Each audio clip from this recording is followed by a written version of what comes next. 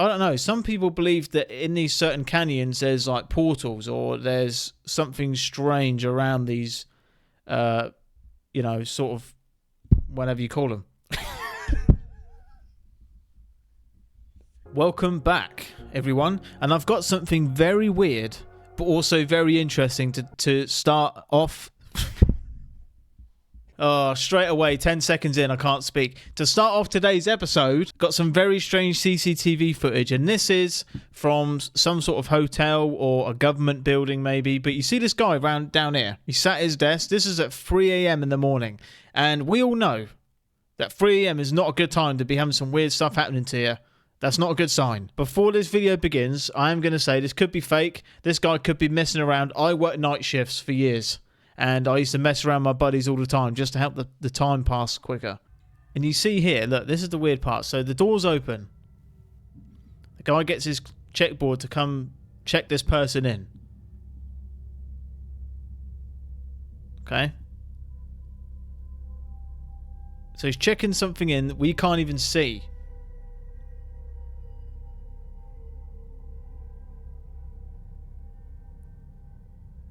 So they've gone through. This is the weird bit, okay? Watch what happens next. So he gets the wheelchair.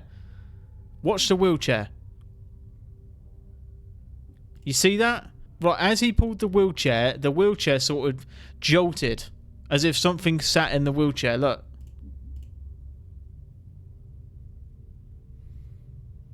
See? And this is the thing. This could be a really good prank to do with your buddies. It's a good laugh. But it's one of these videos... We're never going to know if it's real or fake. Yeah, you wouldn't catch me doing nights in a place like that, that's for sure. But let me know your thoughts on it down below. Also, I've seen a lot of videos of these strange clouds, alright, that are moving around and they're not acting like clouds. And I've always said this. If I was an alien and I came to Earth, I would hide in a cloud. Perfect cover. It's like having a ghillie suit as an alien. You can just chill in a cloud and just...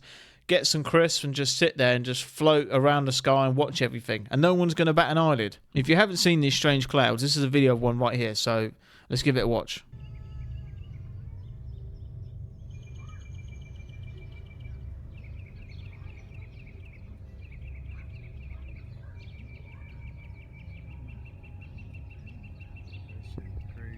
Has any one of you seen a cloud like that?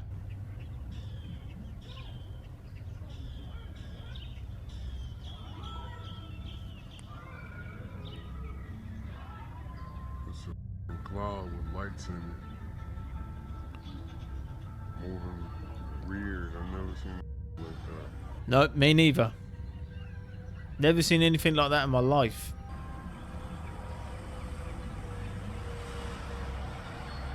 That looks like a jellyfish. There's sparkly lights in it. I've never seen it. Oh yeah, it's got sparkles in it as well. Moving weird.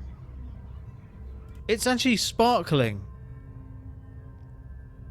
I've seen stuff like this just in videos of these sparkles inside the cloud. That's crazy.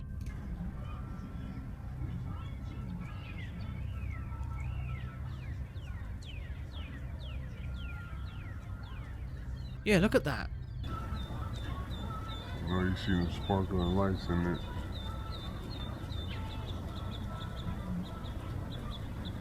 Never seen no shit like this in my life.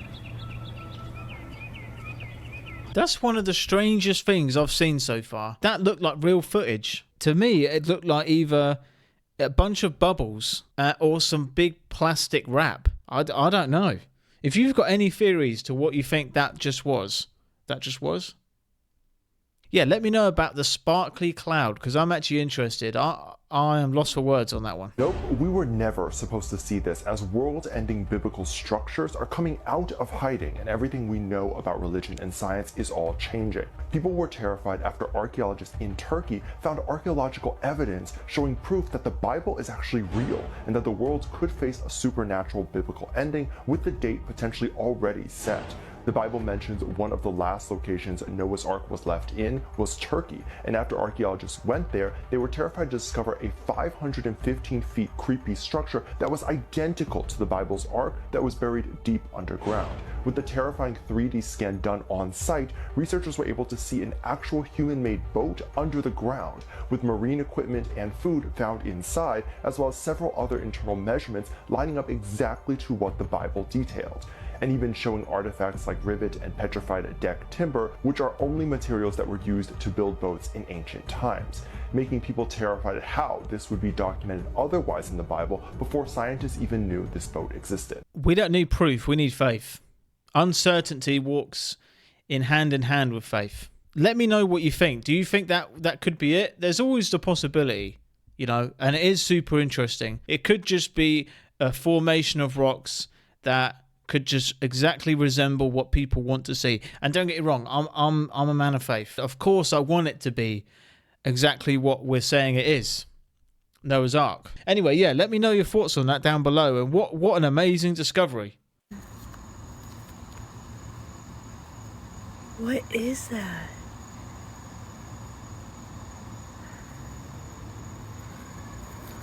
What the f?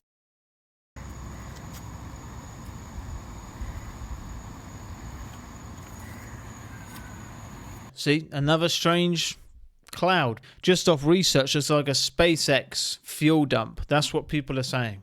When a SpaceX rocket launches, there's all that smoky... It's basically the fart of a rocket. As soon as the rocket get... This is how dumb people like me understand physics and science. A rocket goes up in the air and it farts, and then this stuff goes out into the sky. That's my only explanation. Right, so this is an interesting video, and I watched this, and I need your help to figure out what this is. So, as by the title, you can see what's happening here.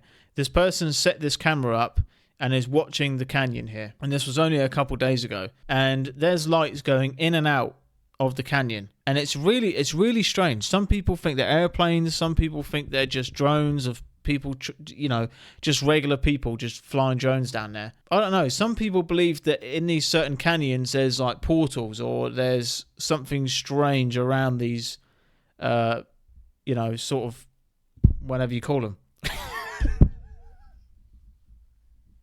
Sorry everyone, my reporting skills. Back professional as always, Ben Colson. Yeah, blimey. If you ain't subscribed, I don't blame you. But anyway, let's watch this video.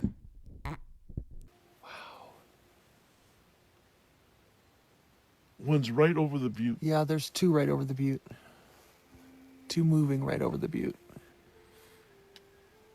This is Roger Ray and Tina K of Native UFO. I had hoped that a craft would appear around the top of this Fajada Butte, and there's one blinking, passing. I see two, and a possible airplane at the very top, moving away. But those two right near the corner of the butte right now are blinking almost in unison. And I believe those are craft.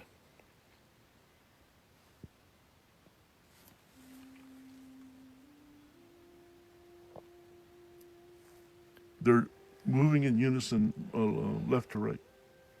Yeah. Well, I hope. Yeah, to me they did look like airplanes. I got to be honest with you, all right? And even I'm a tinfoil hat guy, and I'm here to talk about aliens, but all the UAPs and UFOs and orb videos I've seen, they're not flashing bright red. That's a drone or an airplane. But either way, what a cool thing to go UFO hunting with your wife. Smoke a cigar on the porch and just watch some UFOs. Happy days.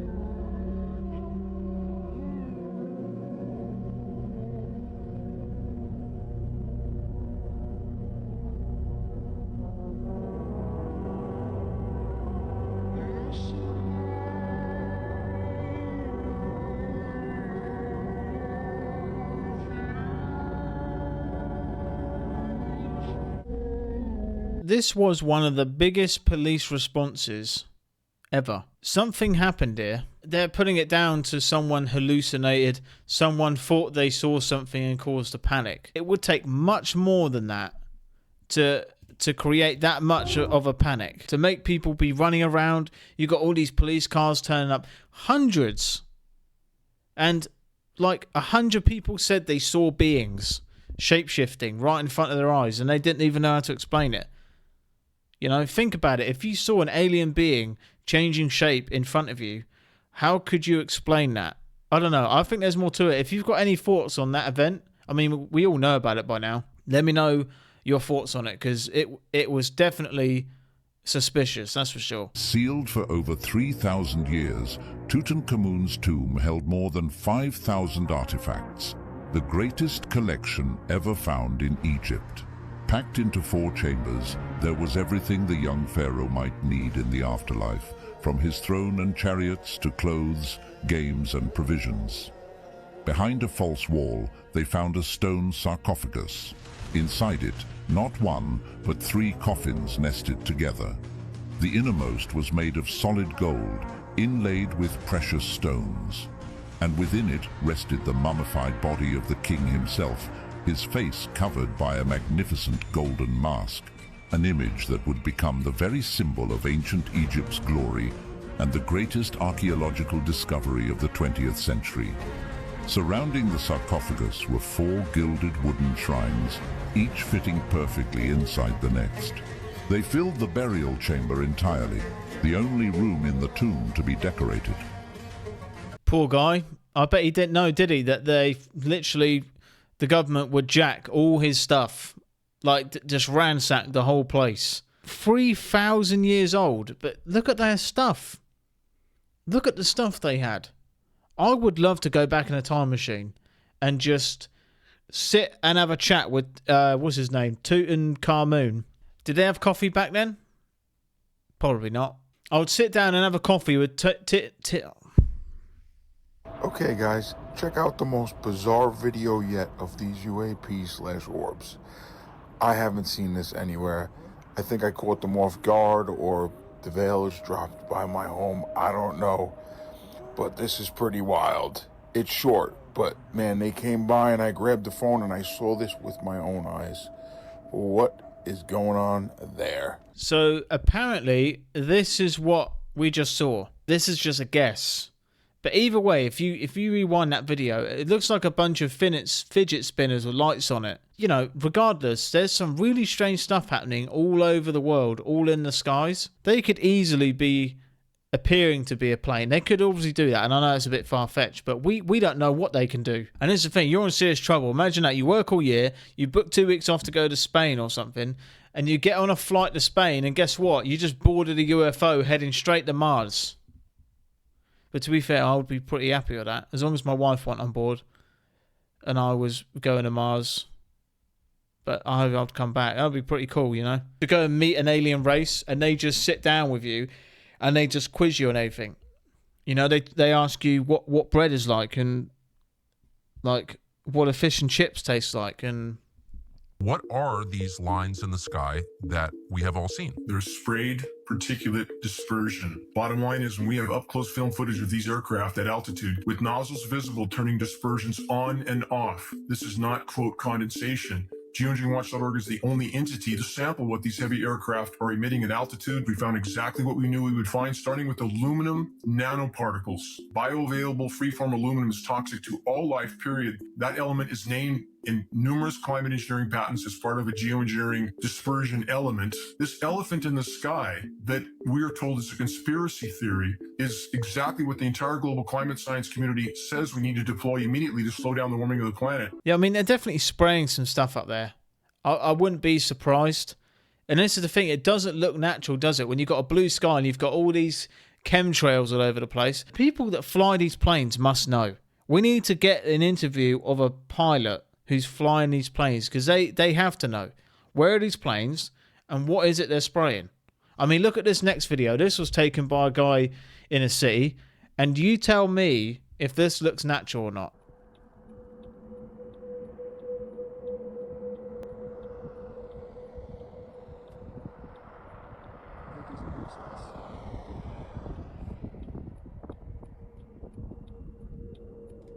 Look at that. Look how distinct that line is. It doesn't make sense to me. I just can't look up at the sky and think this is normal. That to me doesn't look normal.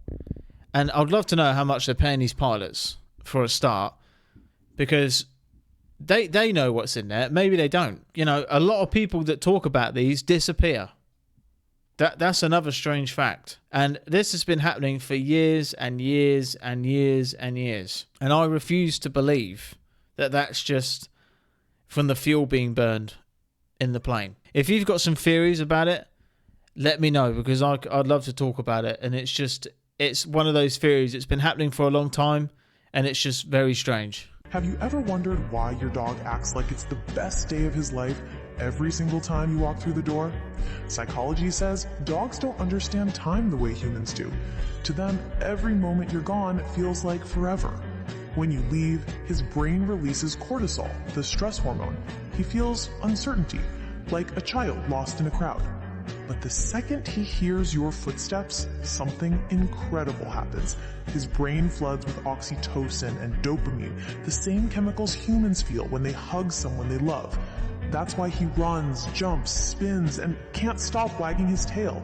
It's not just happiness, it's relief, it's love and motion. Because in his mind, you didn't just come home, you came back. And to him, that means everything. So next time he greets you like that, don't brush it off. Get down, look him in the eyes, and remind him, you're always coming back. We don't deserve dogs, do we? They're just so pure. I don't know. I can't wait to get dogs. I had some growing up, and man, a house isn't a home without a dog. It really isn't. All of us human beings, and I know this is super corny, all of us human beings crave love. We do. Every single one of us, even if you want to deny that, all of us crave sincere love. I hope that all of you get to experience that. And before this episode ends, I just want to leave you with some food for thought. And I don't know where I heard this quote. I don't know who told me. A man dies at 25 and he isn't buried until he's 70. And I didn't know what that meant at first. And I've got to many crossroads in my life where I've thought about giving up. And